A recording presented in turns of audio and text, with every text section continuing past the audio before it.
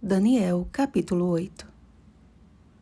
Ele me disse: até 2.300 tardes e manhãs, e o santuário será purificado. Versículo 14.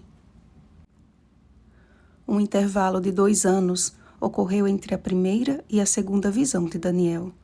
Como se estivesse em outro lugar, o profeta levantou os olhos e viu outros símbolos, cujos significados apontavam novamente para o tempo do fim.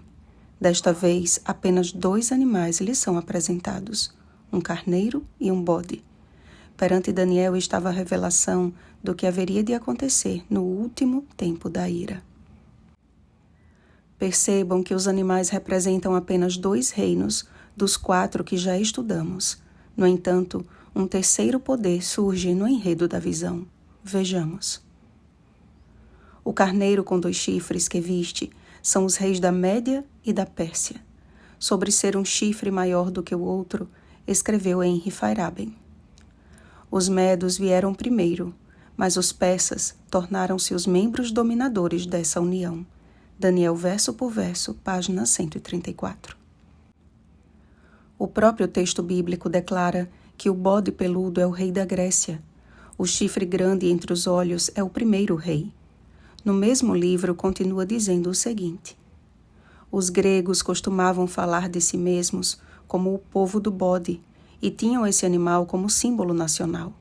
Assim como o carneiro do verso 21, o bode é claramente identificado pelo anjo como a Grécia e o estupendo chifre é identificado como o primeiro rei, Alexandre o Grande. Daniel, verso por verso, página 135. Os 4 chifres notáveis representam os 4 dos principais comandantes do exército grego que dividiram o império entre si após a morte de Alexandre. Sobre o chifre pequeno, requer uma especial atenção. Quando no verso 9 declara que de um dos chifres saiu um chifre pequeno, ou na edição Almeida e Corrigida de 1995, onde lemos, e de uma delas, a melhor forma de compreendermos é extraindo o sentido do original hebraico. O pastor Henry continua dizendo: numa leitura superficial, pode parecer que o pequeno chifre saiu de um dos 4 chifres. Um especialista no texto hebraico descartaria essa possibilidade. Chifres em hebraico são do gênero feminino, e a palavra original correspondente a delas está no masculino. Por isso, não pode se referir aos chifres, mas sim aos ventos, que tanto podem ser no masculino ou no feminino. Daniel, verso por verso, páginas 136 ao 137.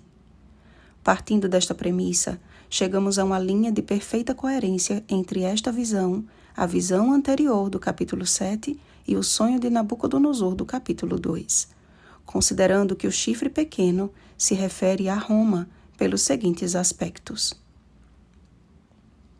Roma segue a Grécia em Daniel 2 e 7. É lógico que Roma também devesse seguir a Grécia em Daniel 8.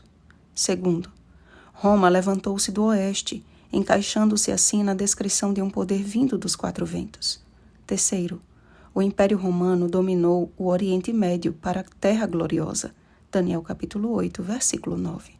Quarto, Roma engrandeceu-se até o príncipe do exército. Pôncio Pilatos e os soldados que condenaram e crucificaram Jesus eram todos romanos. Quinto, Roma tornou em ruínas o lugar do santuário em 70 d.C. e terminou permanentemente os sacrifícios que ali ocorriam. Daniel, verso por verso, página 138.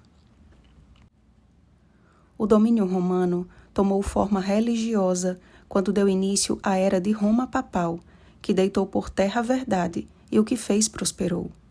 A Idade Escura permaneceu durante o exato período de 1260 anos, como revelado nas profecias.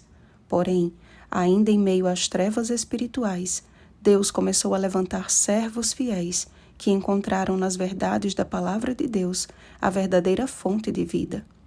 Hus, Jerônimo, Lutero, dentre outros, iniciaram a obra que revolucionaria o mundo e que o prepararia para o cumprimento da profecia de Daniel 8,14 e de Apocalipse 10.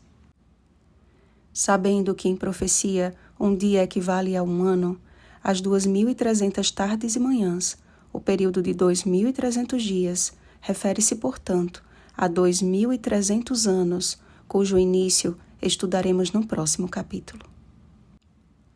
Como Daniel, mesmo que tentemos compreender os propósitos divinos, não somos capazes de fazê-lo a menos que Deus mesmo, de alguma forma, nos revele. O aparecimento do anjo Gabriel, o mesmo que apareceu a Maria a fim de declarar a sua gravidez sobrenatural, Lucas capítulo 1, versículos 26 ao 27, representa uma maneira muito especial do Senhor nos dizer que o que ele mostrou ao seu profeta tem tanta importância quanto a primeira vinda de Jesus a esta terra. Entende, filho do homem, pois esta visão se refere ao tempo do fim. Entende, meu querido irmão e minha querida irmã.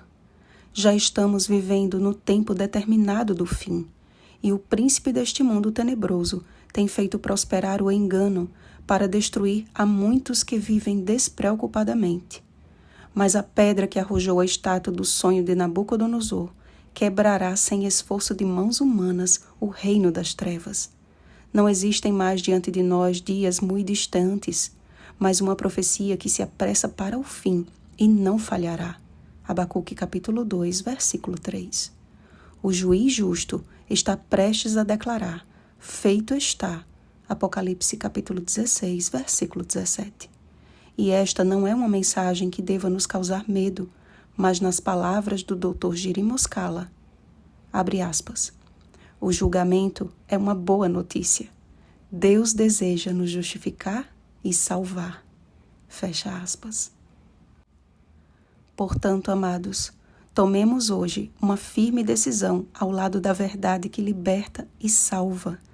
Muito em breve, Cristo quebrará de uma vez por todas o jugo do pecado. Levantemos os olhos e contemplemos pela fé o Deus que se aproxima. Olhai para mim e sede salvos, vós, todos os limites da terra. Isaías capítulo 45, versículo 22. Oremos, amados. Senhor, graças te damos pelo privilégio de termos em mãos a Tua palavra e as Tuas profecias.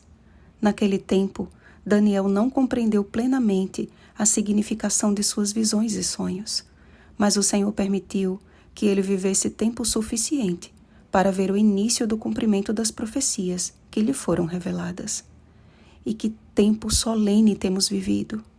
Nossa geração tem contemplado diversos eventos que revelam o cenário profético do tempo do fim e que apontam para o breve retorno de Jesus. Ajuda-nos a sermos encontrados por Ti como Daniel, íntegros, sábios e humildes. Em nome de Jesus. Amém. Vigiemos e oremos. Bom dia, libertos pela verdade que salva. Oremos pelo batismo do Espírito Santo. Oremos uns pelos outros. Rosana Garcia Barros.